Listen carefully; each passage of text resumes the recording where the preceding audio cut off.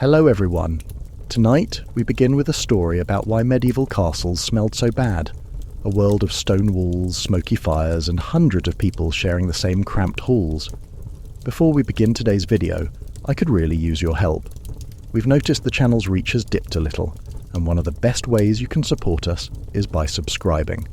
It's quick, completely free, and it helps us carry on bringing you new and fascinating stories. Your support truly means the world to us, and together we can keep this channel growing. Thank you ever so much. Now let's get on with today's story. And write in the comments where you're watching from and what time it is.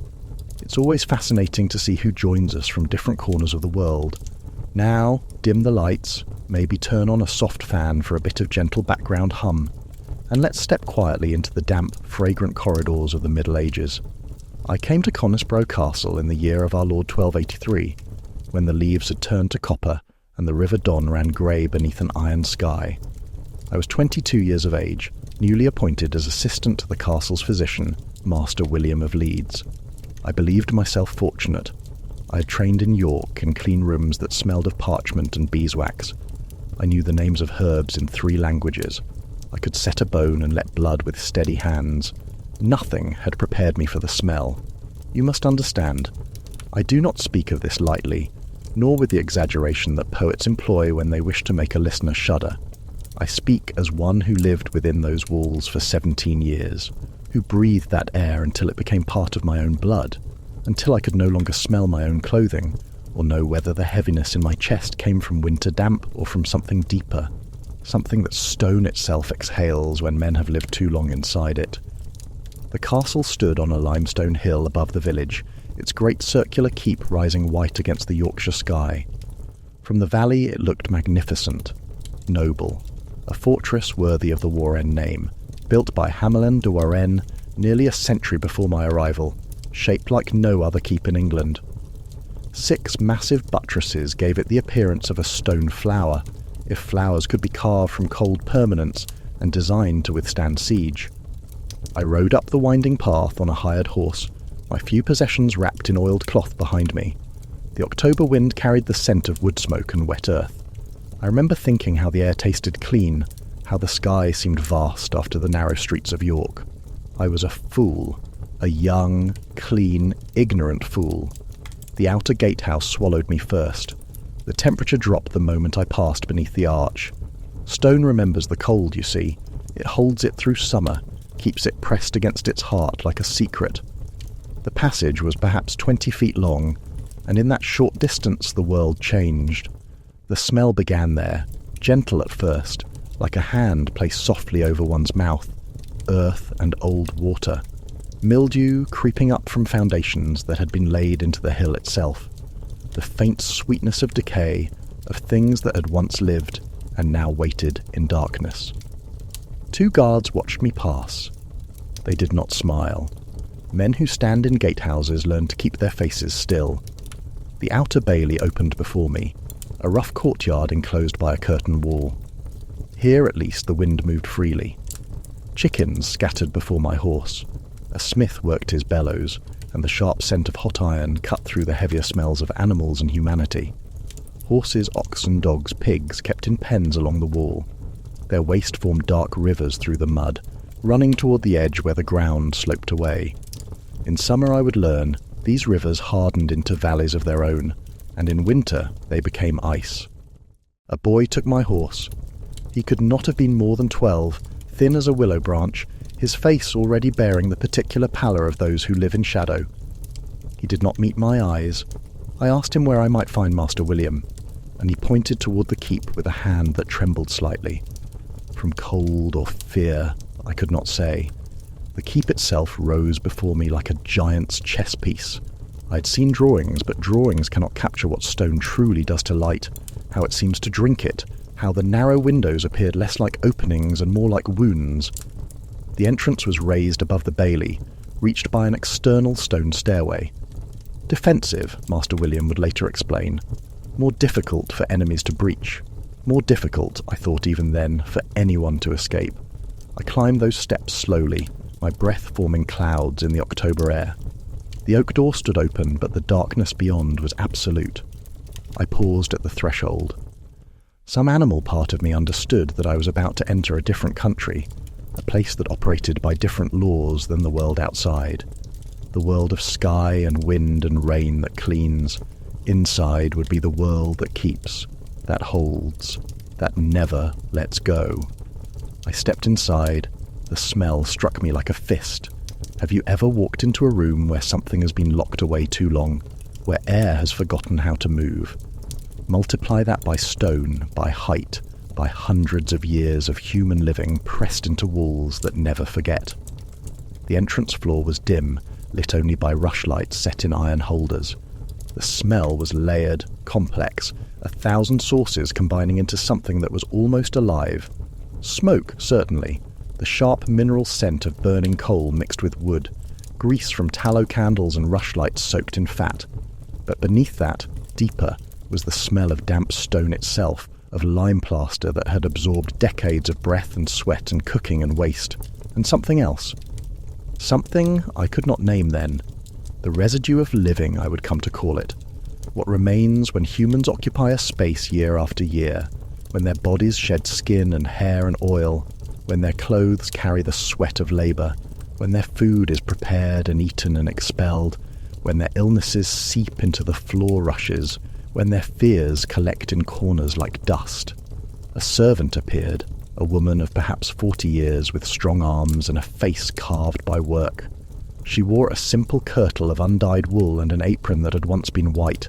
She looked at me with the particular expression servants reserve for those who are neither lord nor labourer, those who occupy the uncertain space between. "You are the physician's apprentice," she said. Not a question. "Assistant," I corrected, though I regretted the word the moment it left my mouth. She did not acknowledge the correction. "Master William expects you in his chamber. 3rd floor. Mind the steps. They are worn in the centre." She turned and walked away, her footsteps silent on the stone. I noticed that the floor was covered with rushes, old ones, packed down by countless feet. They rustled like whispers as I moved. In the dim light I could see dark stains among them, shapes I did not wish to examine closely.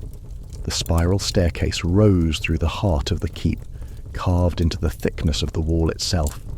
Each step was indeed worn smooth in the centre, polished by generations of feet climbing and descending in the same pattern.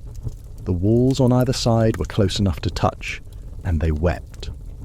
Moisture ran down the stone in slow tears, gathering in the mortar joints, nurturing small gardens of moss in the darkness. The smell in the stairwell was concentrated, distilled, cold and wet and ancient. I climbed past the 1st floor where I glimpsed a great hall through an arched doorway. Figures moved in the gloom, servants setting up trestle tables. The smell of roasting meat drifted out, but it could not disguise the heavier scent beneath it. Old fat soaked into wood. Spilled wine turned to vinegar in the floor rushes. The sharp tang of urine from the dogs that lay beside the hearth. The 2nd floor was quieter. Chambers for the Lord's family, though the Warrens had not resided permanently at Conisbrough for many years. They preferred their southern estates, coming north only when politics or war demanded. The castle served mostly as an administrative centre, a symbol of power, a place to collect rents and administer justice. But the rooms remained ready, kept in perpetual waiting. I caught a glimpse of a solar through an open door, saw the dull gleam of tapestries on the walls, their colours faded by smoke and time. The 3rd floor was narrower still. The walls pressed closer. The stairway grew darker. My breath came faster, though whether from exertion or from the thickness of the air itself I could not say. At last I reached a landing, and a door of oak planks bound with iron. I knocked. "Enter." Master William's chamber was perhaps 15 feet across, shaped by the circular wall of the keep.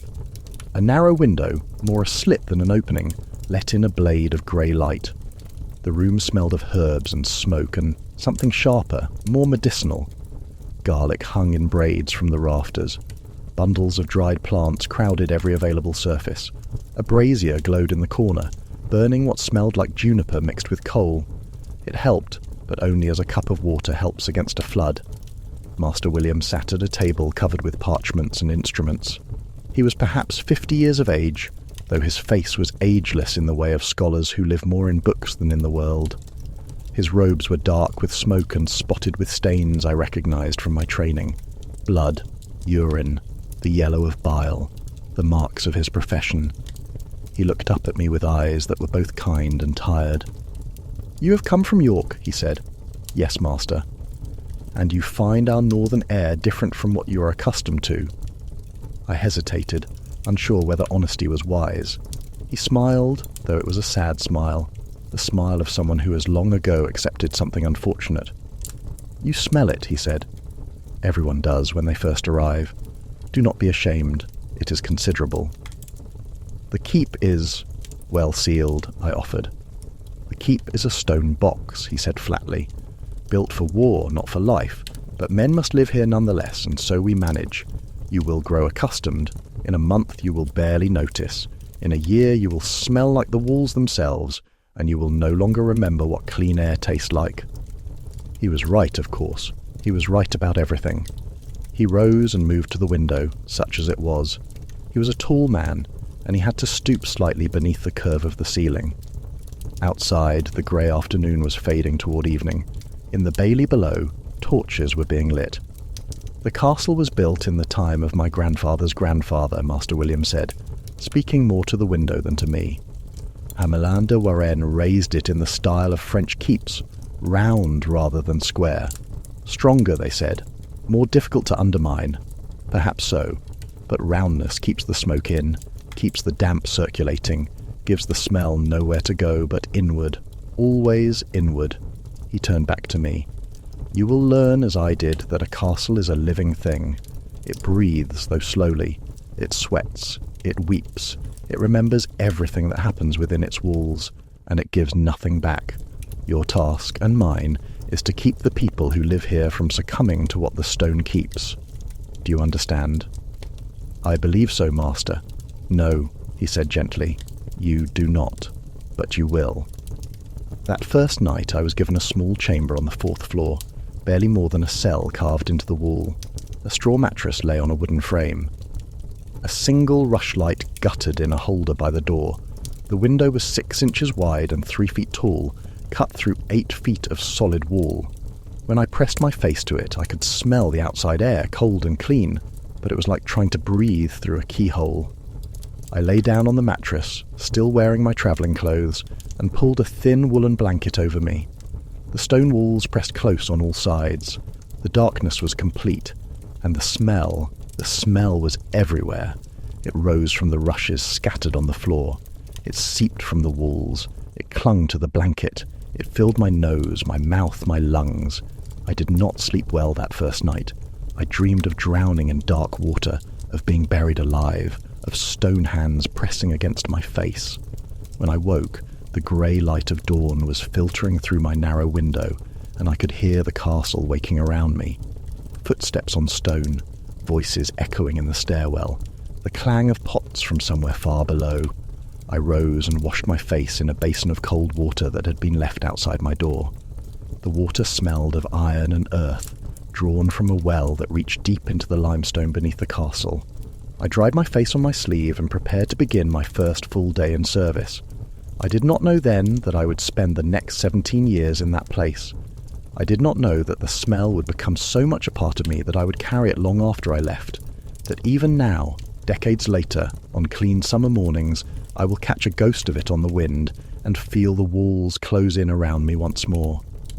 But I am ahead of myself. Let me tell you about the kitchens. The kitchens of Conisbrough Castle occupied the ground floor of the keep, partially below ground level where the limestone hill had been cut away to provide a stable foundation. This placement was practical. Fire and food belonged at the bottom, where smoke could rise and heat could climb. But it meant the kitchens existed in a permanent twilight, lit by hearth fires and tallow lamps even at midday. To reach them, one descended a narrow stair from the entrance floor. The smell intensified with each step. Not the smell of cooking alone, though that was present, constant, overwhelming, but the smell of years upon years of cooking, of fat absorbed into stone, of blood soaked into mortar, of bones boiled down to nothing, their marrow surrendering to the insatiable hunger of the keep. I first entered the kitchens on my second day, accompanying Master William as he made his morning rounds. He believed sensibly that a physician should know every corner of a castle, for illness respects no boundaries and can spring from any source. The kitchens, he said, were where we might prevent disease before it began, or where we might find its origins when prevention failed. The heat struck first, before the smell. 2 great hearths dominated the space, each large enough for a man to stand upright inside. Fires burned in both, always day and night, winter and summer. To let them go out would mean hours of labour to restart them, and so they were fed continuously, tended by the lowest of the scullery boys, who slept on the warm stone beside them and woke to add wood or coal at intervals through the night. The head cook was a broad woman named Marjorie, whose arms were thick as roof timbers and whose face was permanently flushed from the heat.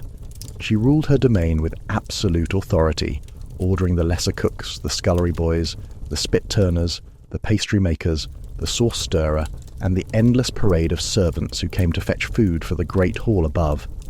She had worked in the castle for 30 years, she told me later, and she knew every quirk of her fires, every mood of her ovens, every temperament of her pots. She also knew the smell. "You cannot fight it," she said to me on that first morning, stirring a great cauldron of pottage that bubbled over one of the fires. The smell of onions and turnips and barley mixed with the underlying scent of the pot itself, blackened by decades of use, seasoned with everything that had ever been cooked in it. You can only add to it. Layer good smells over bad until the whole becomes something bearable. She waved a wooden spoon toward the walls where bunches of herbs hung drying. Rosemary, sage, thyme, pennyroyal. Their scent was strong but insufficient against the weight of everything else. The floor was stone, perpetually damp from washing and spillage, and the dampness bred its own particular smell. Sour, alive, the smell of things growing in darkness. In one corner stood the butchery table, a massive slab of oak worn smooth and dark. Blood had soaked so deeply into the wood that no amount of scrubbing could remove it.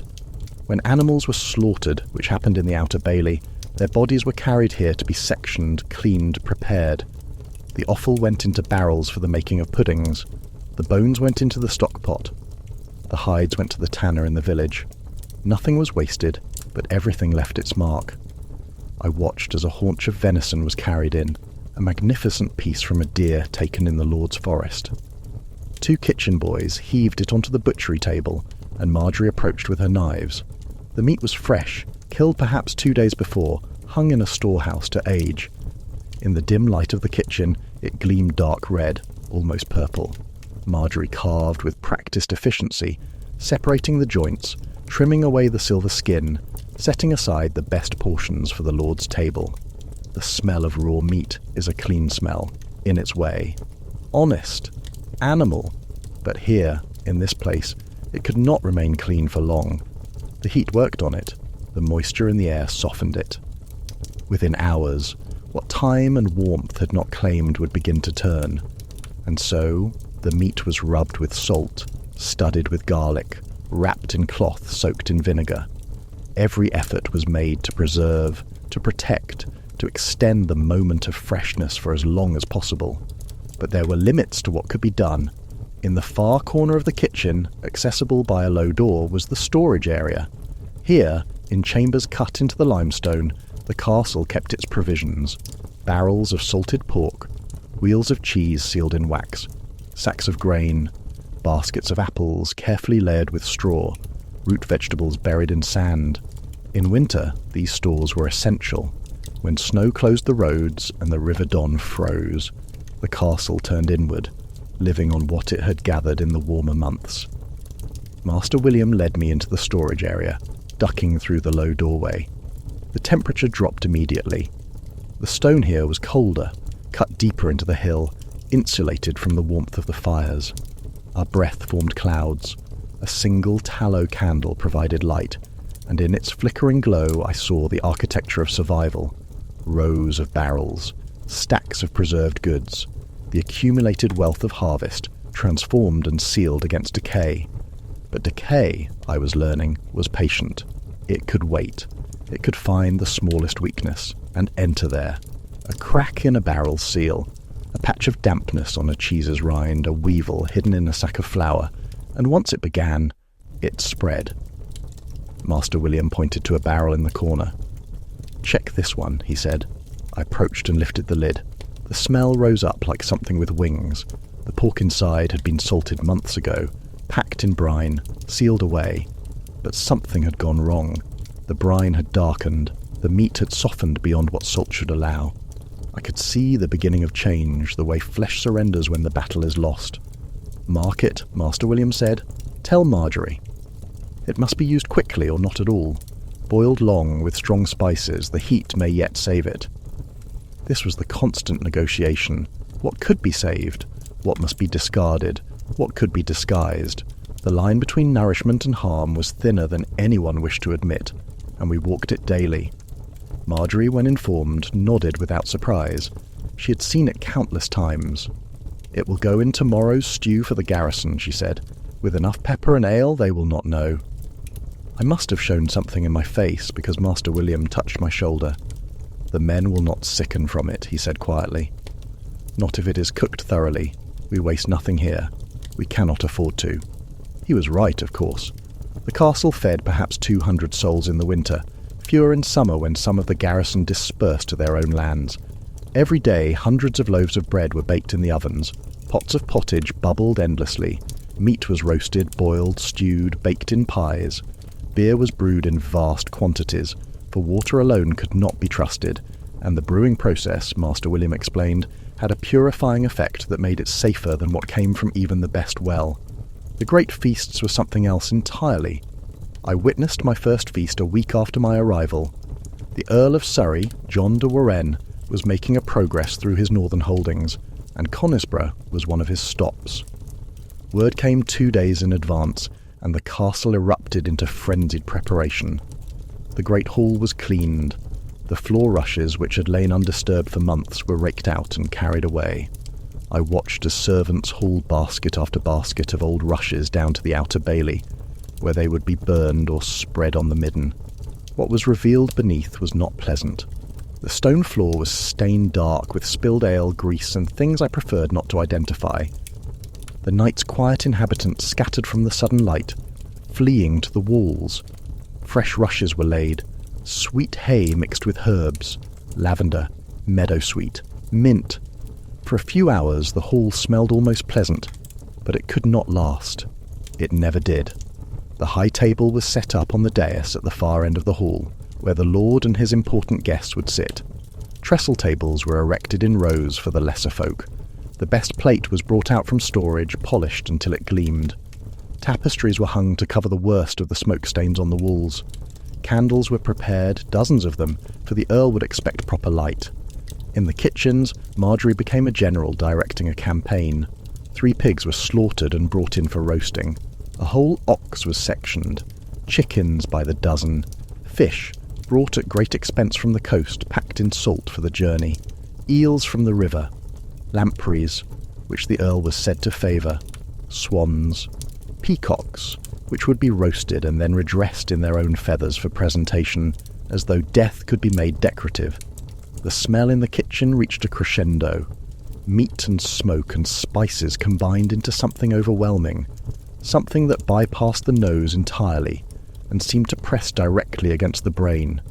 Cinnamon and cloves, brought from impossibly distant lands at impossible cost.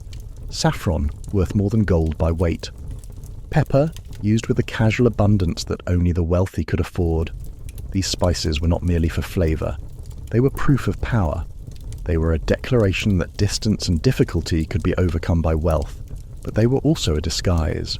I helped Master William prepare the subtleties, the elaborate sugar sculptures that would decorate the high table. We worked with sugar paste, colouring it with saffron for gold, with parsley juice for green, with mulberries for purple. We shaped castles and dragons and the Warenne coat of arms. It was delicate work, and my hands grew sticky with the sweet paste. Master William worked in silence for a time, his fingers shaping a miniature knight on horseback. Then he spoke, not looking at me.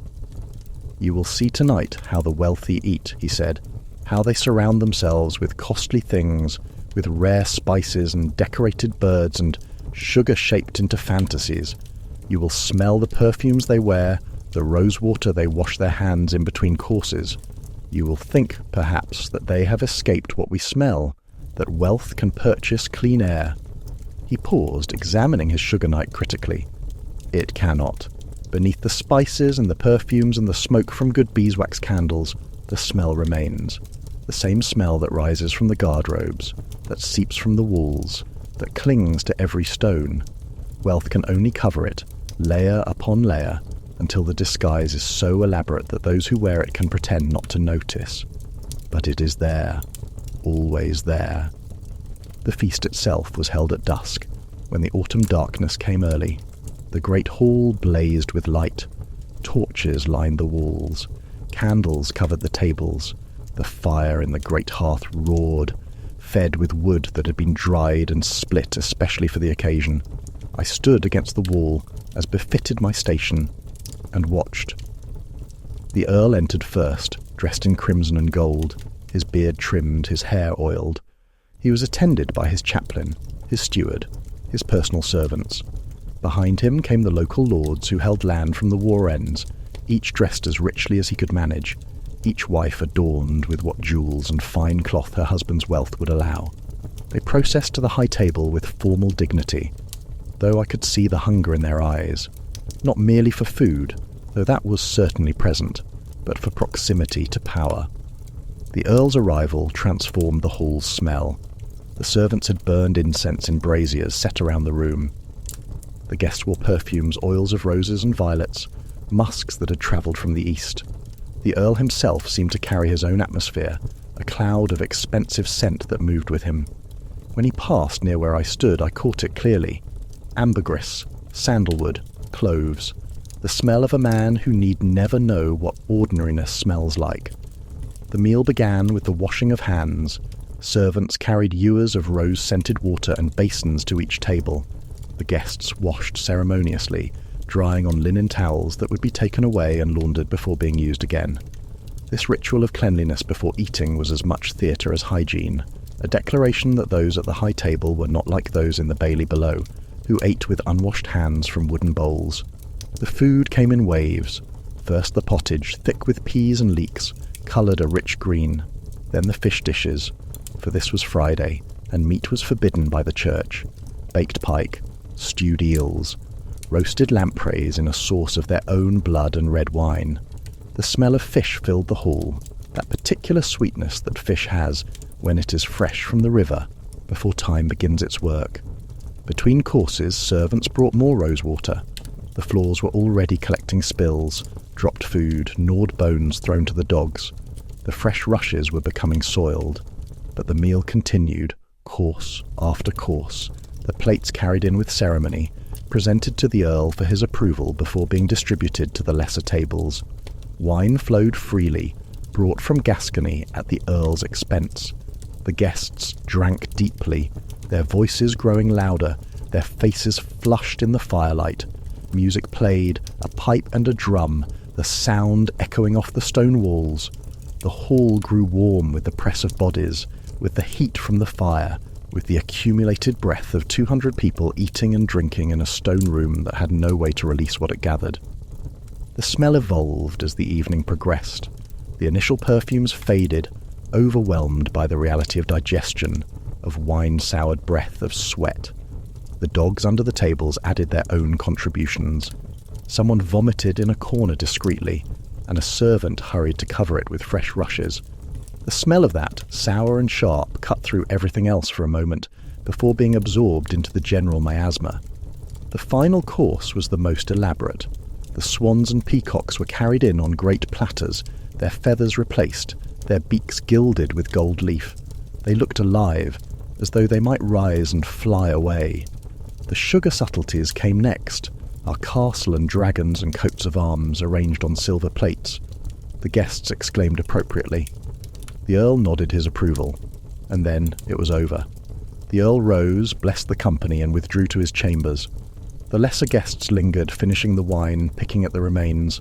Slowly the hall emptied, the torches guttered, the fire died down to coals.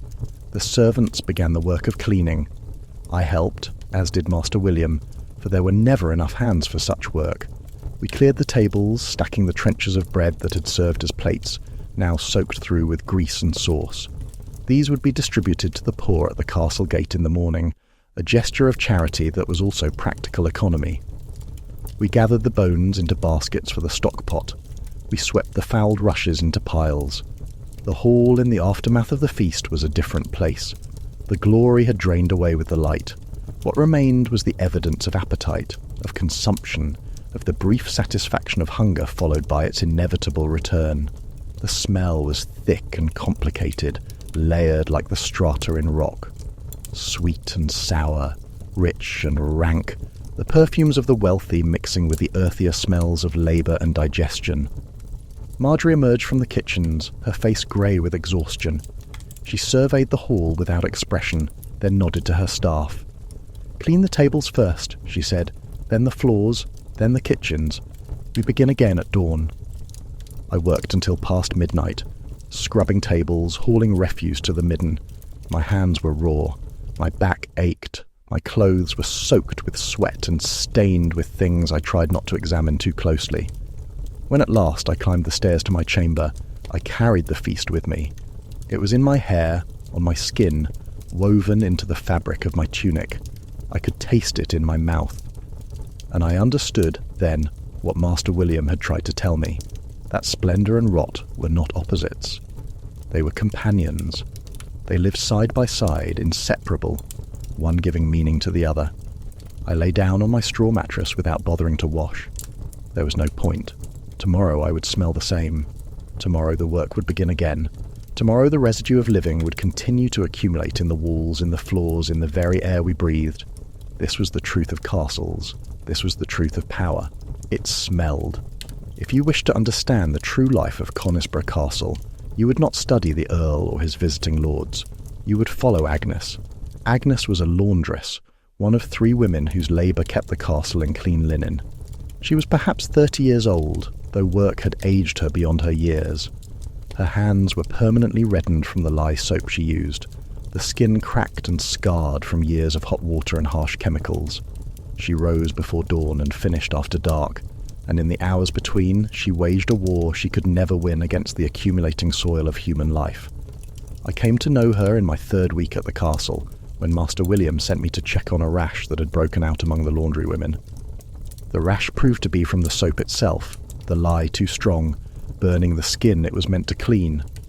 I prepared a salve of chamomile and beeswax, and in the process of applying it to Agnes's raw hands we began to talk. She was born in the village below the castle, she told me. Her mother had been a laundress before her, and her grandmother before that. The work passed from mother to daughter like a bitter inheritance. She had married young, borne 3 children, buried 2 of them before their 2nd year. The 3rd, a boy named Thomas, worked in the stables. Her husband had left 5 years ago, simply walked away one morning and never returned. No one blamed him much. The life was hard. The laundry was located in a separate building in the outer bailey, a stone structure with a thatched roof and a floor that was perpetually wet. A great cauldron stood in the centre, suspended over a fire pit.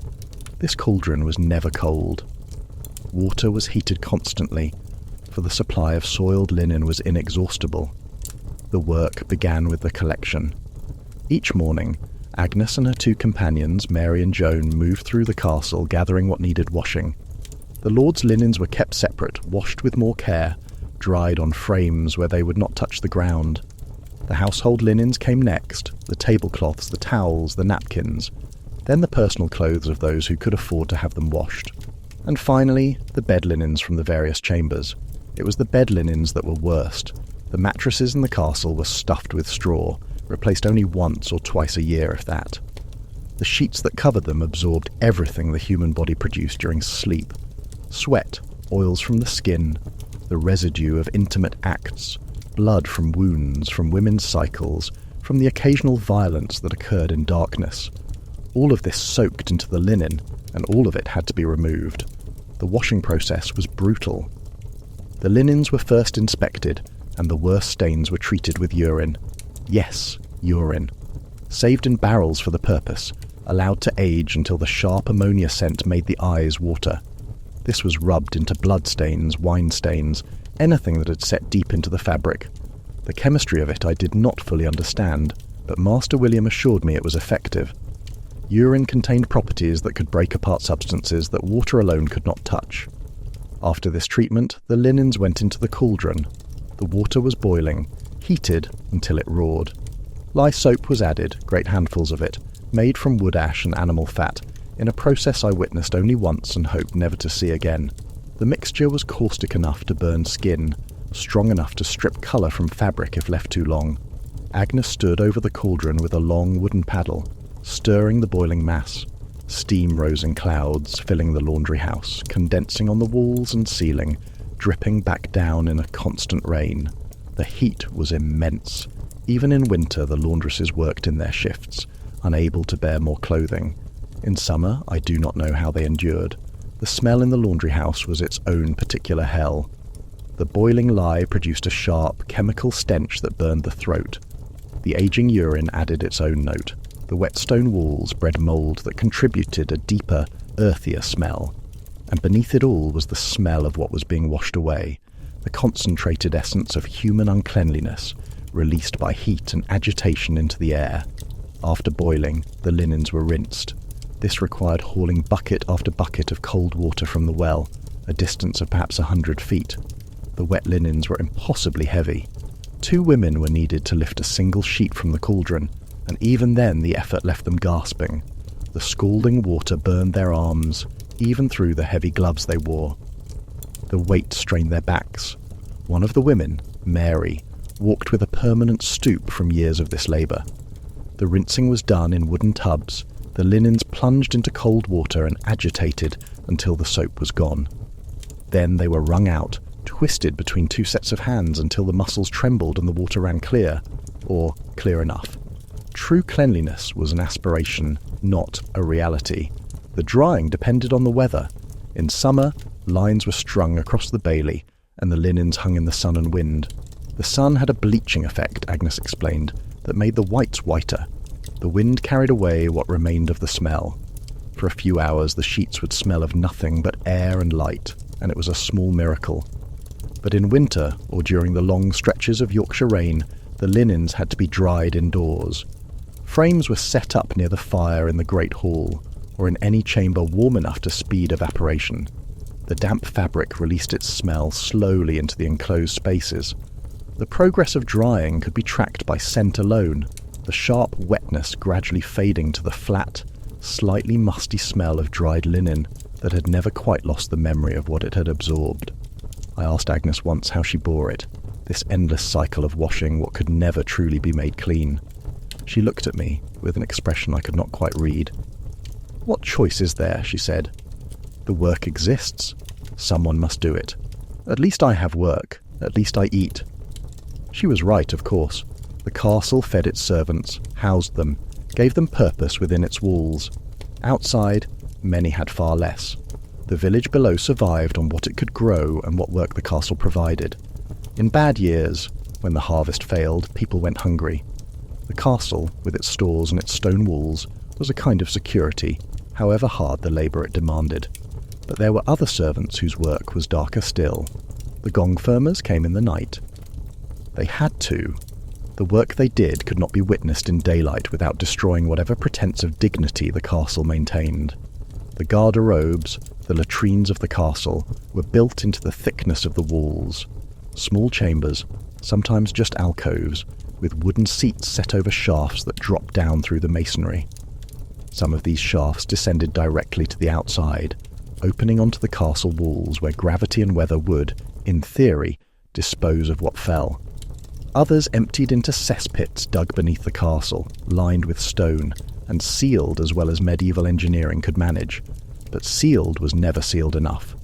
The gong firmer's task was to empty these pits, to climb down into them with buckets and shovels and remove what had accumulated.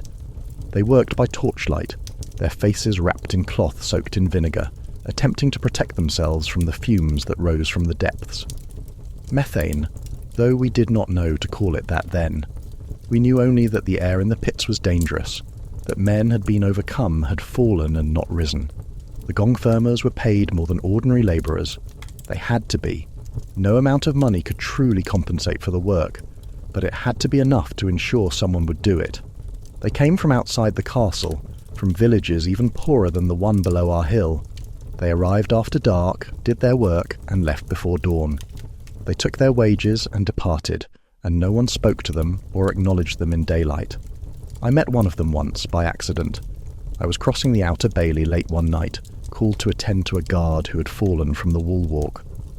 On my return, I encountered a man carrying 2 buckets suspended from a yoke across his shoulders.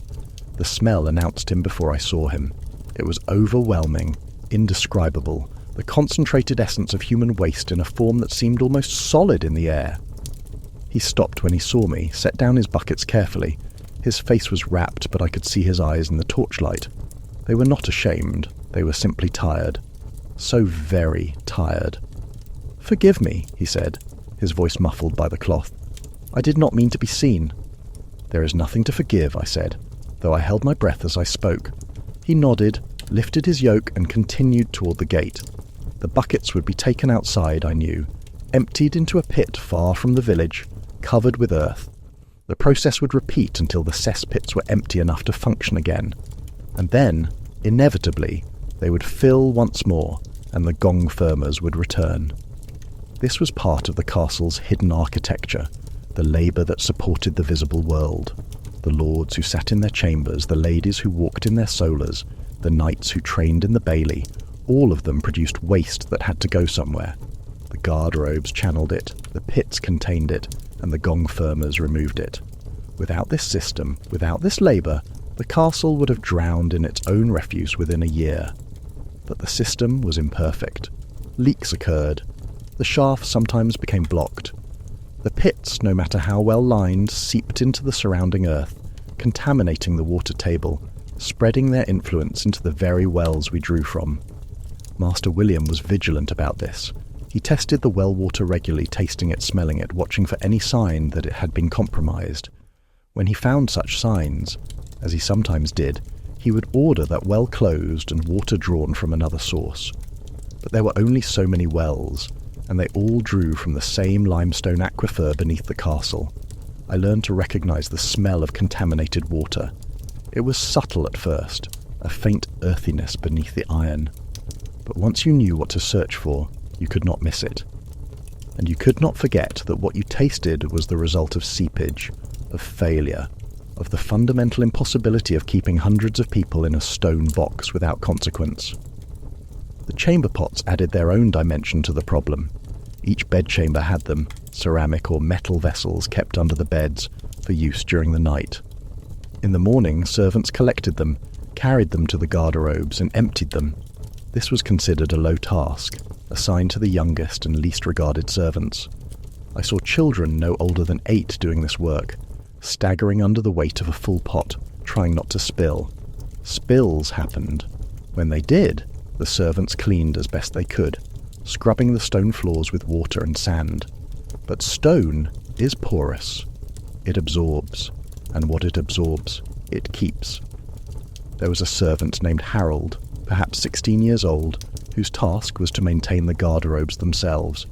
He kept them supplied with moss, which served as wiping material. He scrubbed the seats when the soil became too visible. He scattered herbs in the shafts, attempting to mask the smell. Lavender, rosemary, sweet rushes. It was like trying to sweeten a pit with a single flower. Harold had worked in the garderobes for 3 years, he told me. He had grown accustomed to the smell, he said, though his eyes watered constantly, and he had developed a persistent cough. Master William examined him at my urging and found his lungs compromised. The fumes from the cesspits, the constant exposure to concentrated waste, were slowly damaging him from within. He should be moved to other work, I said to Master William after the examination. Yes, Master William agreed. He should. But who will replace him? Who else will do what he does? I had no answer. The work existed. Someone had to do it. And so Harold continued, coughing into his sleeve, his young face already bearing the marks of his labour. The great irony was that the nobility considered themselves clean. They washed their hands before meals, they changed their linen shirts regularly, they They perfumed their clothing with herbs and wore pomanders filled with spices. They never touched filth directly. That was what servants were for. But they lived in the same air, breathed the same exhalations of stone, drank from the same wells, sat on the same garderobe seats that hundreds of others had used. Their wealth bought them distance, but it could not buy them escape. The castle held everyone equally in its damp embrace, and what it held, it shared. I remember a conversation with Lady Eleanor, the wife of the castle's constable. She was a refined woman, educated in a convent, fluent in Latin and French. She complained to Master William about a persistent headache, and he sent me to examine her.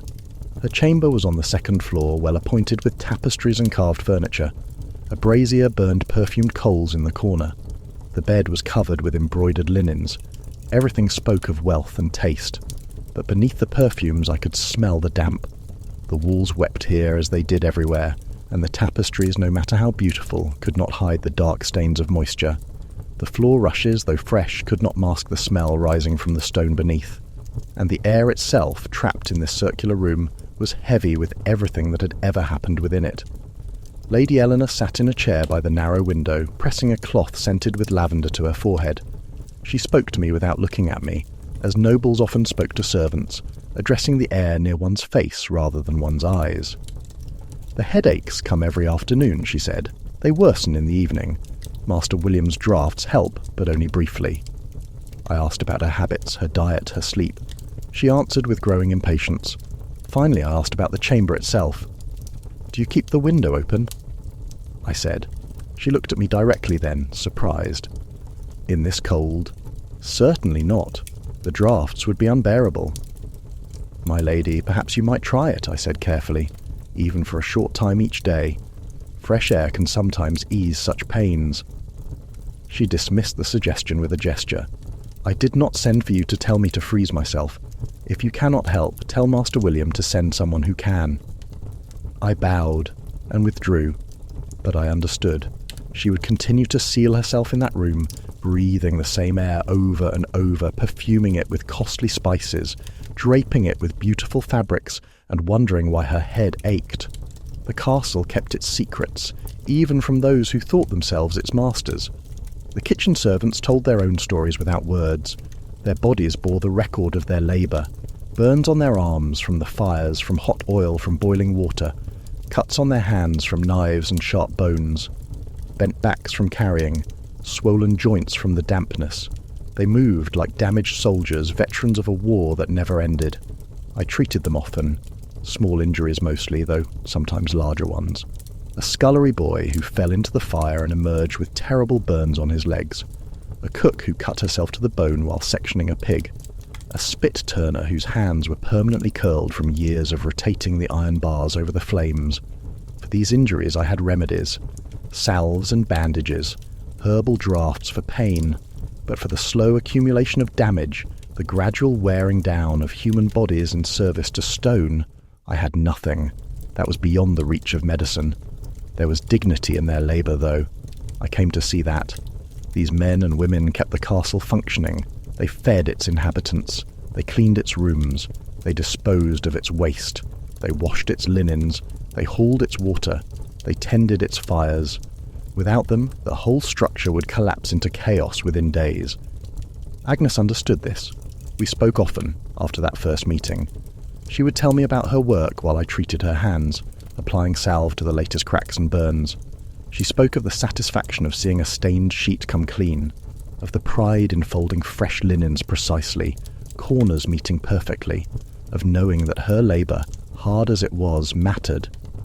"The lords will never know my name," she said once, "but they sleep on sheets I washed. They eat from tables I cleaned. They wear clothes I scrubbed. I am invisible, but my work is everywhere." She smiled then, a tired smile, but genuine. There is a kind of power in that, I think. Quiet power. The power of those who make the world work, while others take credit for its working. I think of her often, now that I'm old. I wonder what became of her, whether she found some measure of peace, whether her hands ever healed. I hope she did. She deserved that much. They all did. But the castle did not deal in what people deserved. It dealt in what could be endured. And so the work continued, day after day, year after year, as it had for generations, and would for generations more. The servants moved through their tasks like water moving through stone, persistent, uncomplaining, gradually wearing away at the very substance of their own lives in service to something larger and harder than themselves. The private rooms of Conisbrough Castle existed in their own particular climate, a microclimate of status and confinement. I came to know them well, for illness respects no rank, and Master William was called as often to attend the constable's wife as he was to treat a soldier with fever. The chambers were distributed through the upper floors of the keep, carved into the thickness of the walls, each one a small world sealed off from the others. The finest belonged to the lord and his family, though, as I have said, they visited rarely. These rooms were kept in perpetual readiness, their furnishings maintained, their tapestries preserved, their fires laid but not lit except when occupancy was imminent. I entered the Lord's chamber once, accompanying Master William to inspect it for signs of damp that might spoil the stored furnishings. It was larger than the others, occupying perhaps a quarter of the second floor's circumference. The ceiling was vaulted, painted with geometric patterns in red and gold, though the colours had faded to ghost of their original brilliance. A great bed dominated the space, its frame carved from oak, its curtains of embroidered wool designed to trap warmth and create a room within a room. The smell struck me immediately, despite the chamber being unoccupied. It was not the smell of habitation, but of waiting, of air that had nowhere to go. The tapestries on the walls depicted hunting scenes, nobles on horseback pursuing deer through forests. They were magnificent, but they were also damaged. Dark patches spread across the lower portions, where moisture from the stone had seeped through and nurtured growth. Mould, in delicate patterns, had begun to consume the threads themselves. Master William examined these patches carefully, running his finger along the edge of one. When he pulled his hand away, the fingertip was black with spores. "This will spread," he said. "The whole tapestry will be lost within 5 years if the dampness is not controlled." "Can it be controlled?" I asked. He looked at me with that expression I'd come to recognize, the expression that said he was about to tell me something obvious that I had somehow failed to understand. "Stone keeps water," he said. "It draws it from the earth, holds it in its pores, releases it into any space, warm enough to encourage evaporation. The only defense is fire, constant fire, and ventilation. But fire requires fuel, and fuel costs money, and ventilation means drafts, and drafts mean cold. So the nobility choose to seal themselves in, to hang thick curtains and close their shutters and burn their expensive braziers, and they create the perfect conditions for decay." He gestured at the bed, at its heavy curtains. At night, they seal themselves within those curtains.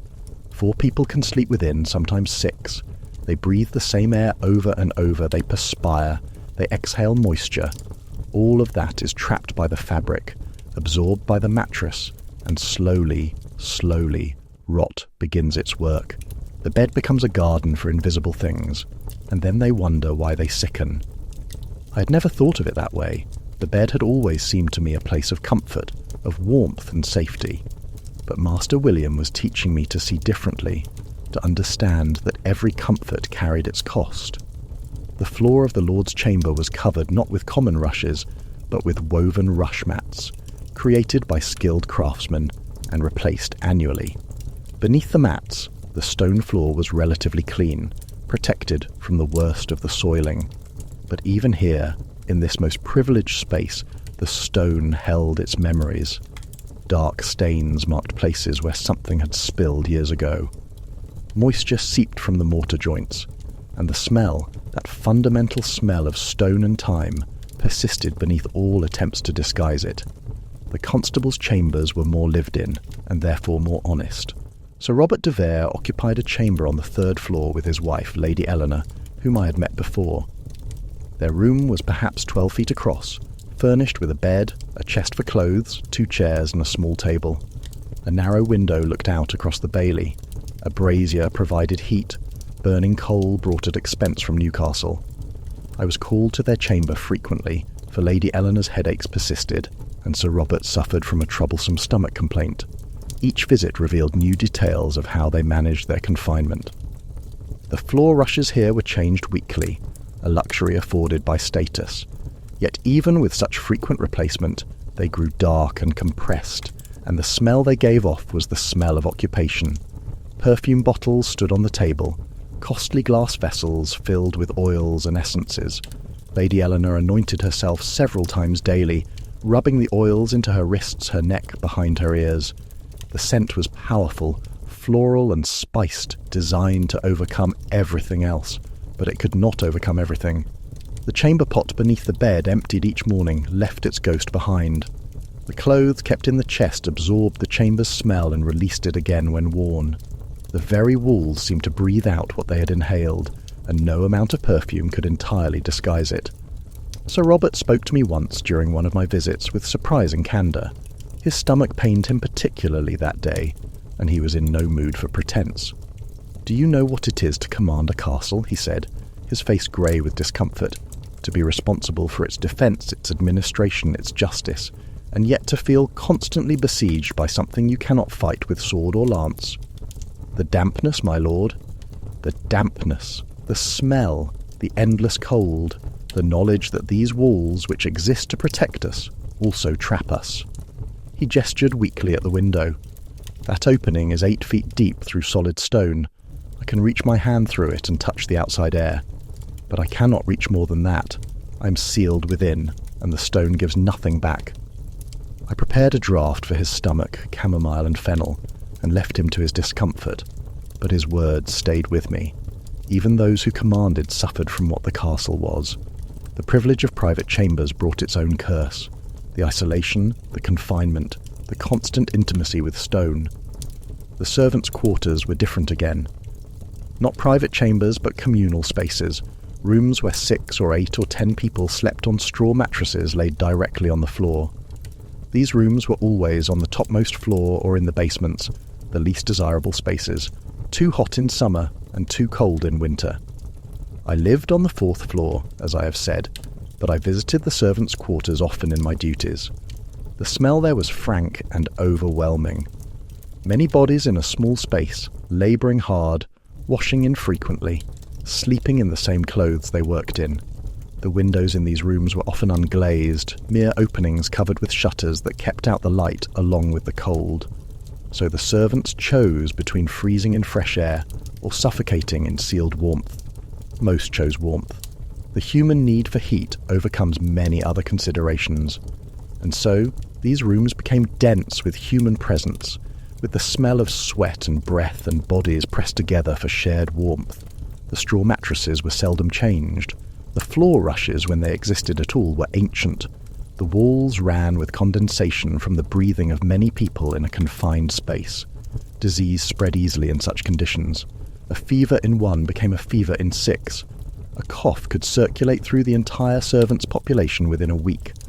Master William and I spent much of our time trying to contain such outbreaks, isolating the sick when possible, though isolation was difficult when space was so limited.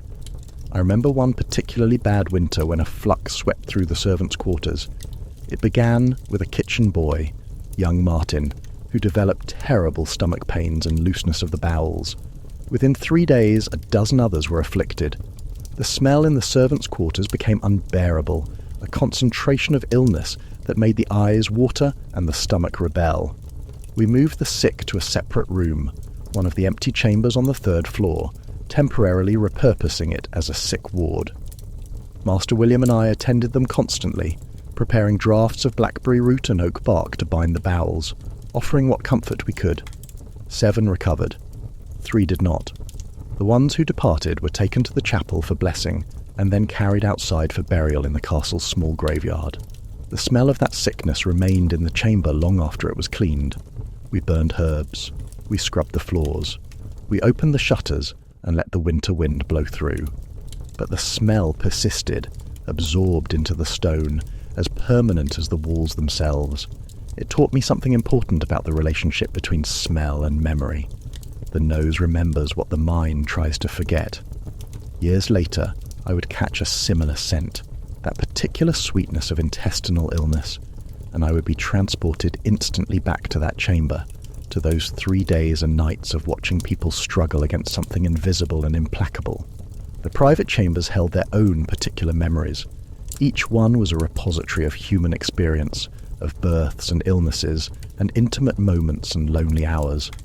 The smell of each chamber was unique, a signature composed of its occupants' habits, their choices, their bodies, their fears.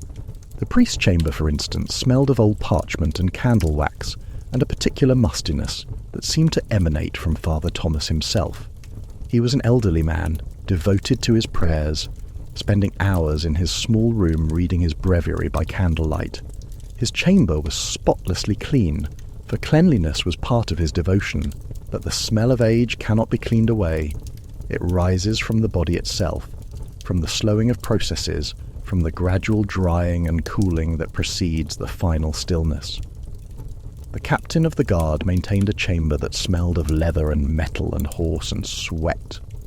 His was an outdoor life, and he brought that life inside with him, carried it in his clothing, in his hair, in the very pores of his skin. Even his bed seemed masculine and martial, the blankets rough, the pillow flat, everything practical and plain. The maids who attended Lady Eleanor shared a small room adjacent to her chamber. 4 of them lived in a space barely 10 feet square. They kept it as clean as possible, but 4 young women in such proximity created their own atmosphere.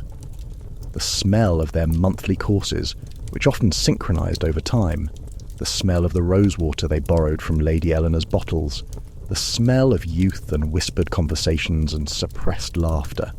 It was not an unpleasant smell, but it was unmistakably female, unmistakably alive. I learned to read chambers by scent alone. I could tell if someone was truly ill or merely malingering. I could tell if a chamber was cleaned regularly or only when inspection was expected. I could tell if its occupant was fearful or confident, lonely or surrounded by company. The nose knows these things before the mind does. The worst chambers were those that had been sealed for a long time. When the Earl visited, chambers that had stood empty for months were suddenly opened and made ready. The first opening released a smell that was almost solid, air that had been held captive too long, air that had gone bad in the darkness. We would open the shutters immediately, fan the doors, try to flush the staleness away with fresh air. But it took days, sometimes weeks, before such a chamber was truly habitable again. And beneath all these individual smells, beneath the perfumes and the mould and the residue of living, was always the fundamental smell of stone. Cold, mineral, patient. The stone did not judge. It simply absorbed. And what it absorbed, it held forever. I think sometimes of all the breath that has been breathed in such places. All the sighs and laughter and words and prayers, all of it exhaled into air that has nowhere to go but into the stone itself. If stones could speak, what stories they would tell, what secrets they would reveal, but stones only hold. They never release. The chapel was the only space that seemed exempt from the worst of it, perhaps because it was used less frequently, perhaps because the prayers themselves had some purifying effect, though Master William would have dismissed such thinking as superstition. The chapel occupied the 2nd floor, a small vaulted room with a simple stone altar. Candles burned there at prescribed hours. Incense was burned during services, frankincense and myrrh, expensive imports that spoke of devotion and display in equal measure. When the chapel door was opened, the smell that emerged was different from any other room. Clean, almost. Holy, the priest would have said. But I think it was simply less used, less breathed in, less lived in. Human presence is what makes spaces smell. The more humans, the more presence, the stronger the smell. The chapel, visited only for prayers and services, escaped the concentrated effects of constant occupation. But even the chapel could not entirely escape. The altar cloth, washed and replaced regularly, still absorbed the candle smoke, the incense, the damp from the stone walls. The wooden kneelers, worn smooth by generations of knees, held the oil from skin, the sweat from foreheads pressed against them in prayer. Even here, in this most sacred space, the human left its mark. I attended services there when I could, not from devotion particularly, but because the space offered a kind of respite, a place where the castle's sounds were muted, where the constant activity paused for a moment, where one could breathe air that had been, if not cleaned, at least blessed. Father Thomas delivered his homilies in Latin, which most of the congregation did not understand. But the rhythm of the words, the cadence of prayer, created its own kind of meaning. And afterwards, when we filed out, we returned to the world of labour and smell and stone, with perhaps a slightly lighter step, a slightly clearer mind. The castle contained us all, high and low, sacred and profane, in its circular embrace. The chambers were like cells in a great stone body, each one necessary, each one contributing to the whole. And the smell, that ever-present smell, was the blood that flowed through them all, connecting everything, making it impossible to forget that we were enclosed, contained, kept. The first snow came early that year, in November, while the leaves still clung to the oaks in the Lord's Forest. I watched from my narrow window as the world transformed, as the grey sky released its burden, and the bailey below gradually disappeared beneath a blanket of white. It was beautiful. It was also the beginning of 5 months of particular trial. Winter changed the castle fundamentally. The cold was not merely uncomfortable, it was a presence, a weight, something that pressed against the skin and crept into the bones, and would not relent until spring. The stone walls, which had held the damp through summer and autumn, now held the cold with equal tenacity. No fire could fully warm a room.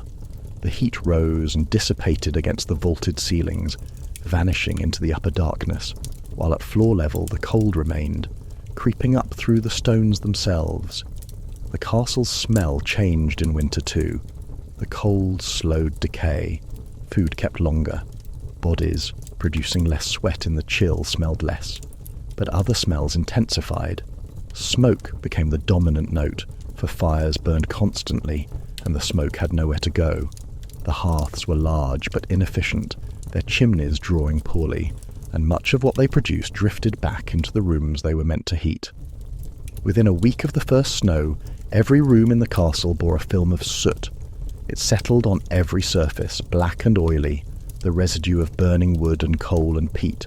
It worked into the tapestries, into the bed linens, into the cracks between floor stones. It blackened the ceilings, it darkened the walls, and it smelled constantly of burning, that acrid tang that catches in the throat and never quite leaves. The fires themselves were the subject of endless negotiation. Wood was expensive, brought from the forest at considerable labour. Coal was more expensive still, hauled by cart from the Newcastle area, a journey of several days. Peat could be dug locally, but it burned poorly and produced a thick, choking smoke that made eyes water and lungs labour. Each fuel had its place in the castle's hierarchy. The lord's chambers, when occupied, burned wood and coal. The great hall burned wood. The servants' rooms burned peat, or nothing at all. I remember the cold in my own chamber most clearly. At night, alone, with only the thinnest blanket and my cloak for warmth, I would lie curled on my straw mattress and feel the cold rising from below, pressing down from above, seeping through the walls on all sides. My breath formed clouds that vanished into darkness. My fingers grew numb. My feet ached with the persistent chill. I learned to sleep fully clothed, wearing every layer I possessed. I learned to warm stones in the hall's fire during the evening and carry them wrapped in cloth to my chamber, placing them at the foot of my bed where they would radiate heat for perhaps an hour before cooling to uselessness. I learned to wake before dawn and move immediately, to start the blood flowing before the cold could fully claim me. The servants suffered more. Those who tended the fires at least had warmth from their labour, but those whose work took them outside into the bailey, to the well, to the stables, endured conditions that I struggle even now to describe. I treated chilblains constantly, those painful swellings that afflict fingers and toes exposed to cold. I treated frostbite, the blackening of extremities that signals tissue failure. I treated injuries that occurred when cold-numbed hands dropped tools or lost grip on icy ladders. Agnes the laundress continued her work through the winter, though with modifications. The water in the washing cauldron still boiled, but the transfer to the rinsing tubs became an agony. The wet fabric froze to her hands. The water that splashed on the floor became ice within minutes. The linens hung to dry inside froze stiff before they could dry properly, and had to be brought near the fire to thaw before folding.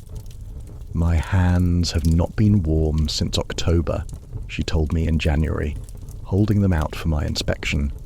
They were red and cracked, the skin split in dozens of places, the joints swollen.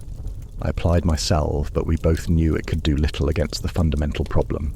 The work continued. The cold continued. There was no remedy for that.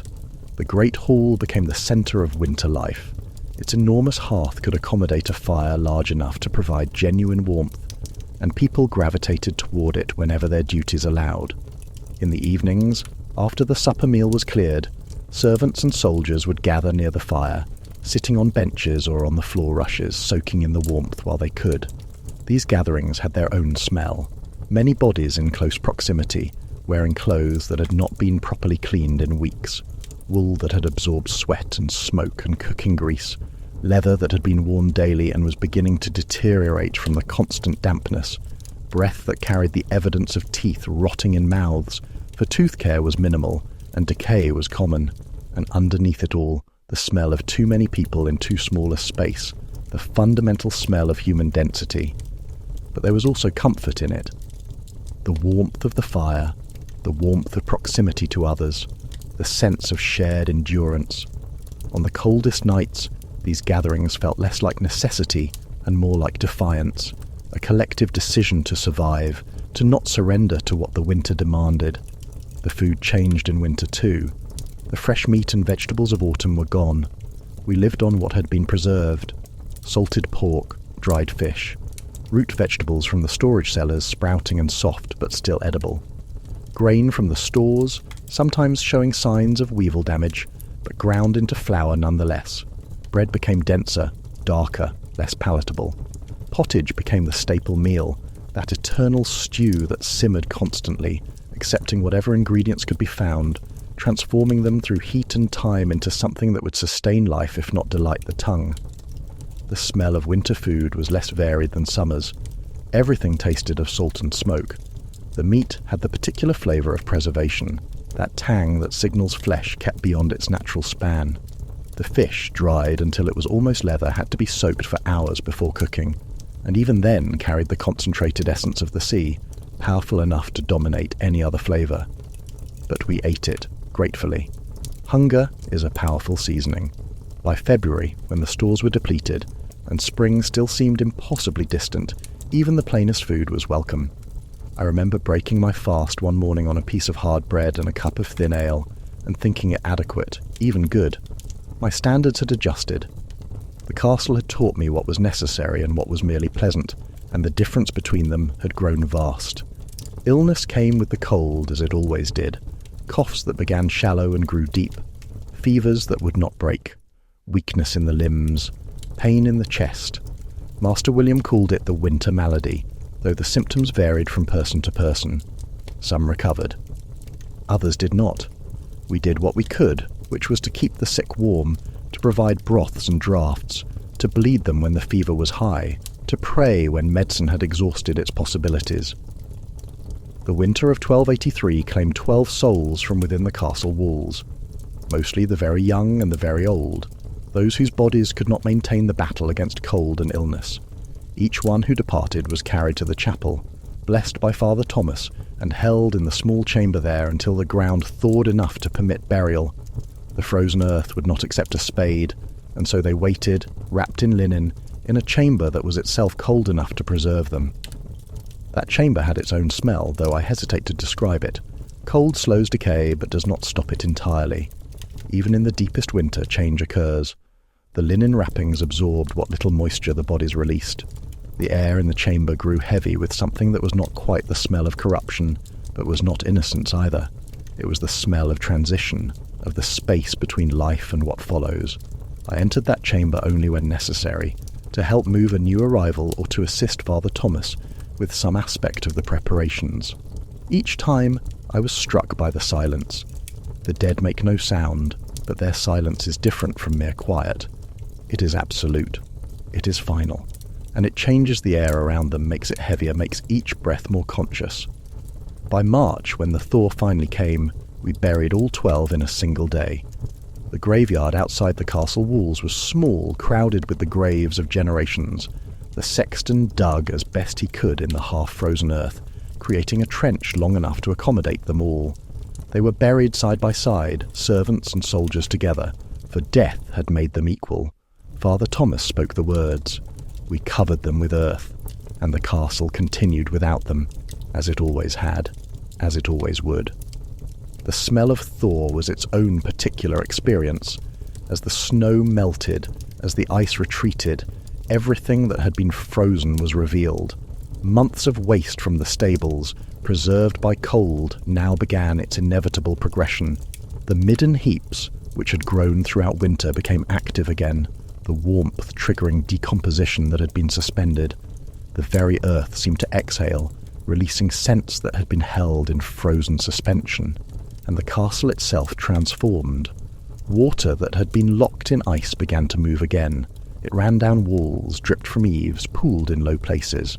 The dampness that had been merely unpleasant in summer became omnipresent, pervasive, unavoidable. Every surface was wet.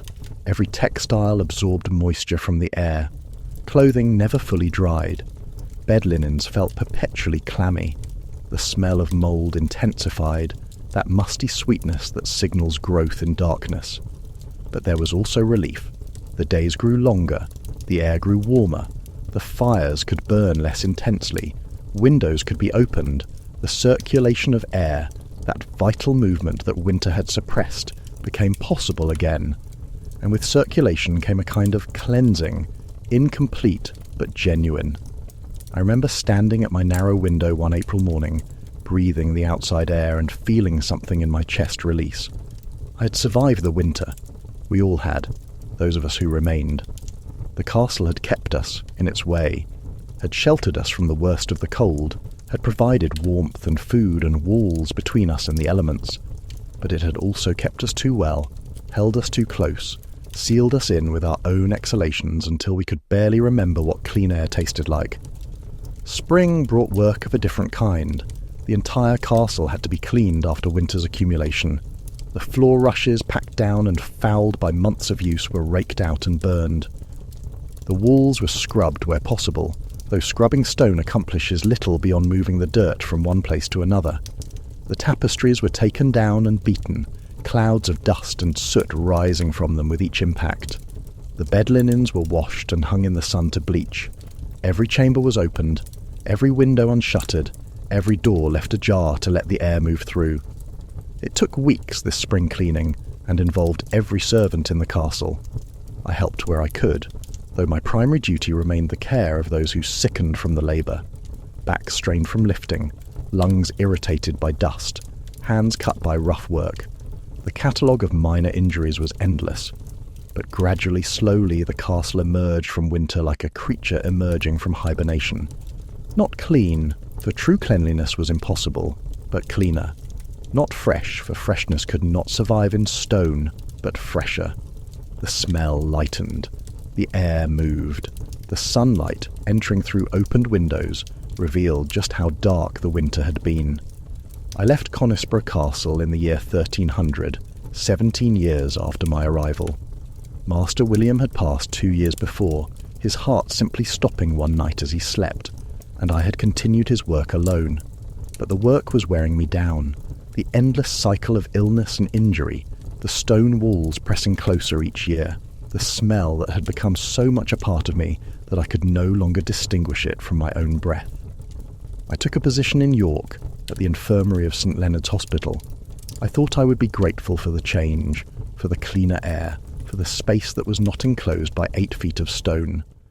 And I was grateful, but I was also haunted. The smell followed me. For months after leaving, I would wake in my new chamber, in a building made of timber and plaster, and smell the castle. I would be crossing a street in York and catch a whiff of damp stone, and the walls would rise around me again. The spiral staircase would press close. The darkness would return. The nose remembers. The body remembers. The castle had marked me in ways I'm still discovering. Now, 3 decades later, I'm an old man. and my memories of those years have the clarity that only distance provides. I understand things now that I could not understand while living them. I understand what castles are and what they mean. They are monuments to power, certainly, great fortresses designed to dominate the landscape, to demonstrate the might of those who built them, to intimidate enemies and reassure allies.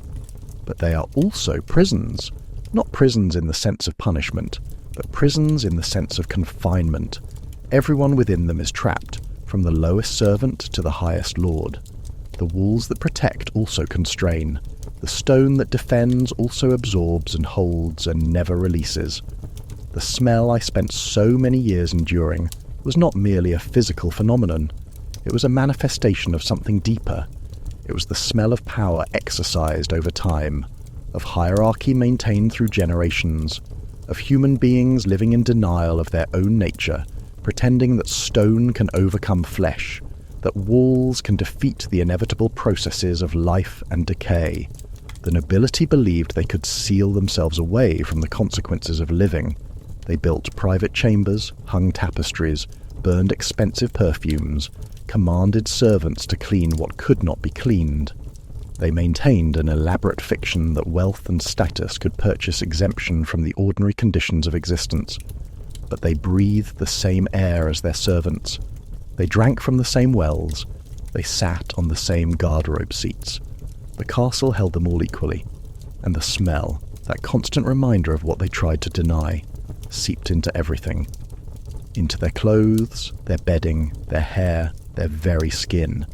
They carried it with them wherever they went, a mark invisible but undeniable.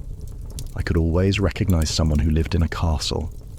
They bore the scent of stone and confinement, of sealed spaces and recycled air, of human life pressed too close together for too long. What does it say about human ambition that we built such places, that we raised enormous structures of stone, monuments to our power and our permanence, and then discovered we could barely live in them, that we created the very conditions that made us ill, that shortened our lives, that filled our lungs with smoke and our water with seepage? The peasant in his timber cottage, with its thatched roof and open windows, breathed cleaner air than the earl in his castle chamber. The labourer who worked in the fields came home to fresher space than the lord who commanded him. There is an irony in that, a reversal that the nobility could never acknowledge. Their power condemned them to conditions worse in some ways than those they ruled over. But perhaps that is the true price of power. Not the weight of responsibility, though that is real. Not the danger of enemies, though that too is genuine. But the slow, constant, unavoidable reminder that even stone cannot protect against the fundamental facts of existence, that we are creatures of flesh and breath and waste, that we sicken and age and return to earth, that no amount of wealth, no thickness of walls can change those basic truths. The castle stands still, I am told. Conisbrough's great circular keep still rises above the river, still dominates the landscape, still projects power across the centuries. But those who live there now, if anyone does, breathe the same air I breathed, smell the same smells I smelled, endure the same dampness, the same cold, the same accumulation of human presence in stone. You would not believe what stone can remember. You would not believe what it holds. Every breath ever breathed within those walls is still there, somehow, absorbed into the limestone, preserved in the mortar, waiting. Every meal ever cooked, every fire ever burned, every body ever lived, all of it remains. The castle keeps everything. It releases nothing. Have you ever known a smell that could haunt your dreams? I have. Even now, on clean summer mornings when I wake in my timber house in York, when the air smells of nothing but itself, I sometimes catch a ghost of it. The scent of damp stone, of smoke trapped in high spaces, of humanity sealed away from the cleansing wind. And for a moment, I am 22 again, climbing the spiral stair, entering that different country where stone makes the rules and breath becomes burden. I do not regret those years.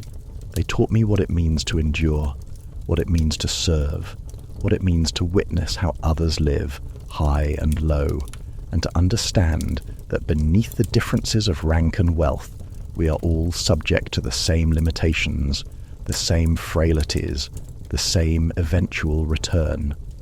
But I am grateful I left, grateful that I escaped before the stone claimed me entirely, before I became like those servants who spent their whole lives within those walls and could no longer imagine any other existence.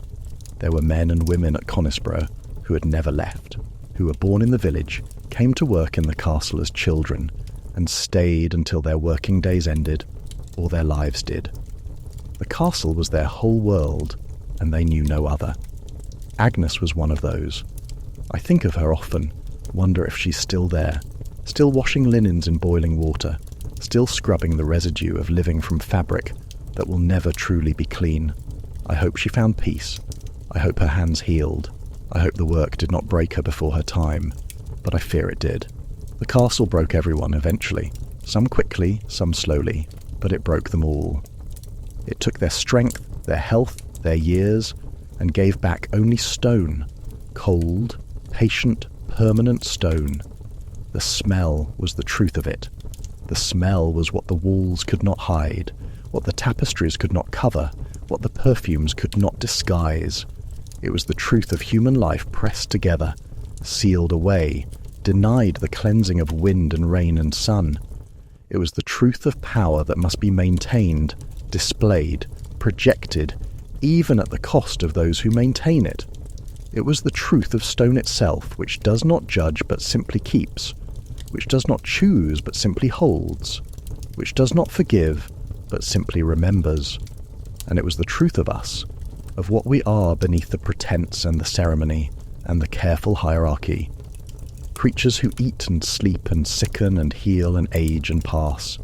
Creatures who produce waste and smell and sweat and breath. Creatures who cannot escape our own nature, no matter how thick the walls we build around ourselves. The castle taught me to smell the truth, to recognize that what the nose knows is often more honest than what the eyes see or the ears hear. The nose cannot be lied to. It cannot be impressed by show or convinced by argument. It simply reports what is, without embellishment or apology. And what was, in Conisbrough Castle, in those years I lived there, was this: humanity in confinement, power expressed through stone, life endured rather than lived, the splendour and the filth existing side by side, inseparable, each giving meaning to the other. I learned something else too in those years. I learned that we are strongest not when we seal ourselves away, not when we build walls between ourselves and the world, but when we remain open to it, when we let the wind blow through, when we accept the rain and the sun and the changing seasons, when we live in harmony with our nature rather than in denial of it. The peasant in his cottage understood this, though he could not have articulated it. His home breathed, air moved through it, smoke escaped through the thatch, rain came in sometimes and cold and wind, but so did light and freshness and the smell of growing things. He lived close to the earth, and the earth forgave quickly what he gave back to it. But the lord in his castle had forgotten, or perhaps had never known. He believed that stone could defeat nature, that walls could create a separate world governed by different laws, and so he sealed himself in, and breathed stale air, and wondered why his children sickened, why his wife developed headaches, why he himself felt always vaguely unwell despite having every comfort wealth could provide. The stone knew, the walls knew, they kept the truth, held it close, released it slowly in the form of smells that could not be denied or disguised. The truth that we cannot escape what we are, that comfort and confinement are closer than we wish to admit, that power often purchases its own peculiar forms of suffering. I am old now, as I've said. My hands shake when I write, my eyes are dim, my breath comes hard on cold mornings. The years have marked me as they mark everyone. But I am grateful for one thing above all others. I am grateful that I learned to smell the truth, that those years in the castle, hard as they were, taught me to recognize what lies beneath the surface, what hides behind the display, what accumulates when we seal ourselves away from consequence. The castle still stands. Let that be enough of a monument. Let those who wish to understand power come and stand in its shadow. Let them climb the spiral stairs, Enter the chambers, breathe the air that has been breathed 10,000 times before. Let them smell what stone remembers, and perhaps, if they are wise, they will understand what I came to understand. That the greatest luxury is not wealth or status or thick walls. The greatest luxury is clean air, fresh water, and the freedom to walk away when the weight becomes too much to bear. I walked away. After 17 years, I walked down those spiral stairs one final time, crossed the bailey, passed through the gatehouse, and descended the hill to the village below. I did not look back. I had seen enough. I had smelled enough. I carried the castle with me, in my memory and in my lungs, and I carry it still, but I am free of its walls. And that, in the end, is what matters. That some of us escaped, that some of us lived to tell the truth of it, that the stone, for all its power to keep and to hold, could not keep us all forever. The smell fades with time and distance, but it never entirely disappears. On certain mornings when the air is still and heavy, when dampness clings and smoke drifts, I catch it again. The ghost of that old smell, that smell of stone and time and sealed humanity. And I remember everything, the cold stairs, the weeping walls, the servant's patient labour, the Lord's perfumed denial, the endless cycle of cleaning what could never be clean. I remember it all, and I am grateful to remember, for memory is what the castle could not keep. Memory is what escapes even the thickest walls, what survives even the strongest stone. Memory is what I carry now, and what I leave to you, so that you might understand what it meant to live in such a place, what it cost, what it revealed about who we are and what we build and why. The castle smelled. That is the simple truth of it. It smelled of power and confinement, of splendour and decay, of human ambition and human limitation. It smelled of us, in all our complexity and contradiction, sealed away in stone and unable to escape the consequences of our own existence. And that smell, that honest, unavoidable smell, was the truest thing about it. More true than the tapestries or the silver plate or the ceremonies or the displays of wealth. The smell was what remained when all the pretense was stripped away. The smell was the castle's confession, what it could not hide, what it could not help but reveal. Listen to what the nose knows. Trust what the body tells you, and be wary of walls that promise to protect you from the world. For the world has a way of seeping in regardless, of making itself known despite all barriers, of reminding us that we are part of it whether we acknowledge it or not. The castle taught me that. The smell taught me that. And now, at the end of my days, I understand it fully. We are not separate from the world. We are of it, and any attempt to seal ourselves away, to create false boundaries, to pretend we can escape the fundamental conditions of existence will fail. Not immediately, not obviously, but slowly, steadily, inevitably. The walls will weep, the air will thicken, the smell will rise, and stone, patient stone, will keep every secret we tried to hide, will hold every truth we tried to deny, will remember everything we tried to forget. This is what I learned in 17 years at Conisbrough Castle. This is what I carry still. This is what I leave to you, so that someone might understand, might remember, might know what it truly meant to live within those walls.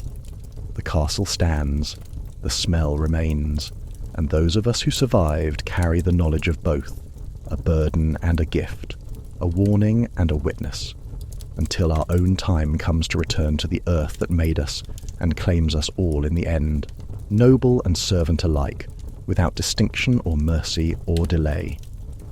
That is the final truth of castles, and the final truth of us. We are all in the end simply flesh and breath and time, and no thickness of stone, no height of towers, no depth of foundations can change that simple, unavoidable fact. The walls remember, but the living must tell. And so I have told, as faithfully as I am able, what it was to live in that place, to breathe that air, to endure that smell, to witness that world. May those who come after understand, May they learn. May they choose differently, build differently, live differently than we did. May they remember that the greatest strength is not in walls but in openness, not in confinement but in circulation, not in sealing away but in letting through. The castle taught me this through its smell, through its walls, through its patient, persistent, unavoidable truth. I am grateful for the lesson, however hard it was to learn. I am grateful to have escaped. I am grateful to remember. And I am grateful most of all for clean air, fresh water, and the simple mercy of wind that blows freely, carrying away what stone would keep forever. This is my testimony. This is my witness. This is what I know of castles and why they smelled the way they did. May it serve those who come after as warning and instruction both. The stone endures, but we need not be prisoners to it. We can learn. We can change. We can choose differently. That is my hope. That is my prayer. That is why I have written this, though my hand shakes and my eyes grow dim and the years press heavy upon me.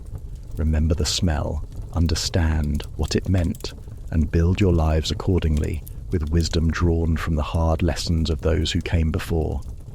The castle stands. Let that be enough of a monument.